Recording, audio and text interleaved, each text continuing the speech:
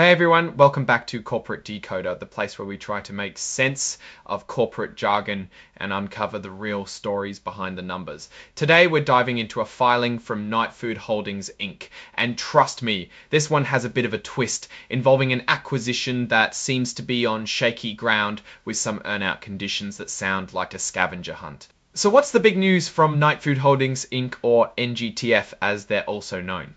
Essentially, they've acquired a company called Victorville Treasure Holdings LLC.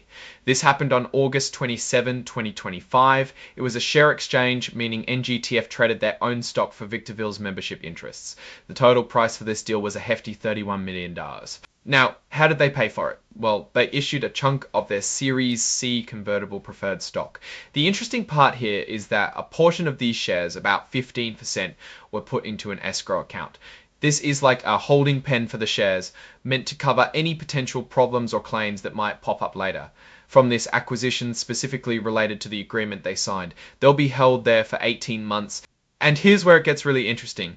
Each of those preferred shares they issued can be converted into a whopping 6,000 shares of Nightfood's common stock. This is a crucial detail because it tells us that the number of common shares outstanding could dramatically increase, really diluting the ownership stake of existing shareholders if that conversion happens. But wait, there's more to this acquisition. The sellers of Victorville could also get another 41,667 shares of that same Series C convertible preferred stock. These are called Earnout shares. What does that mean? It means the sellers don't get these shares automatically. They have to meet certain specific conditions, and let me tell you, these conditions are quite the checklist. To earn these extra shares, Victorville needs to complete a gym facility, get 50 active members signed up, finish other renovations to impress potential franchisees, and then operate the property under a big franchise brand for at least 30 days. It sounds like they're not just buying a company, but they're also investing in its future operations and success, and the seller's payout depends heavily on hitting these operational targets. It's a way for Nightfood to ensure the acquired company actually becomes a successful operating business. There's also a kicker related to the company's stock price. If the average price of Nightfood's common stock over a 30-day period around the closing date dips below 2 cents per share, the purchase price could be adjusted.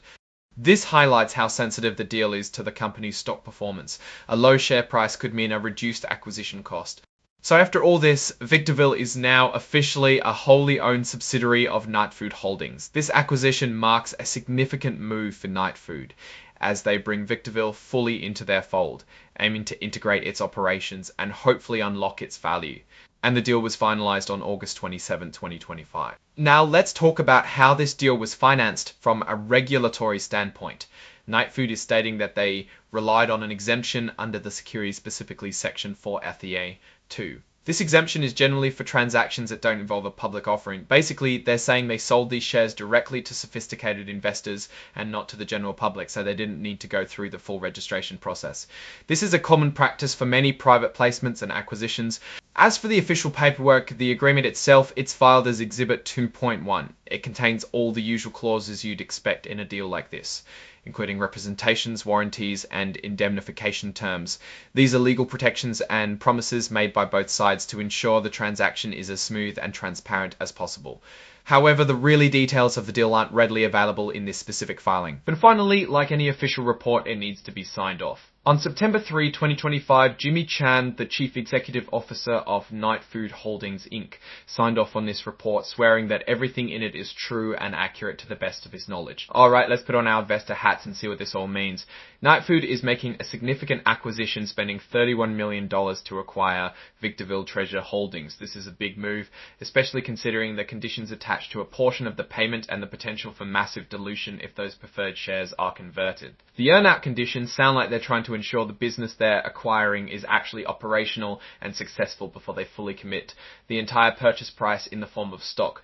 If Victorville can meet these benchmarks, getting that gym built, attracting members, and signing a franchise deal, it suggests real tangible progress for Victorville. However, if that stock price of Nightfood falls below 2 cents, it could make the deal cheaper for Nightfood, but might signal trouble for their own business performance. The need for these earnout conditions and the price adjustment due to stock performance suggests there might be some underlying concerns about Victorville's readiness or Nightfood's own financial stability. The company is essentially tying a significant part of the deal fulfillment to achieving operational. So what's my take? Nightfood is clearly trying to grow through acquisition, which is a common strategy for companies that might not be self-sustaining through organic growth alone. The earnout structure is a double-edged sword.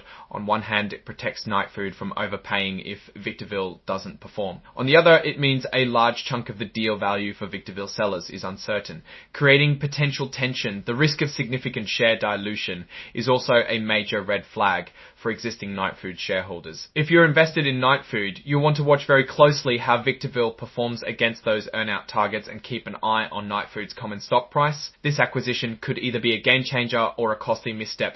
What's your take on this acquisition strategy and the conditions involved? Let us know in the comments below. If you found this breakdown helpful, please give it a thumbs up and subscribe for more deep financial dives. And don't forget to join our community on Discord, linked in the description, for even more insights and discussions. Thanks for watching, and we'll see you in the next video.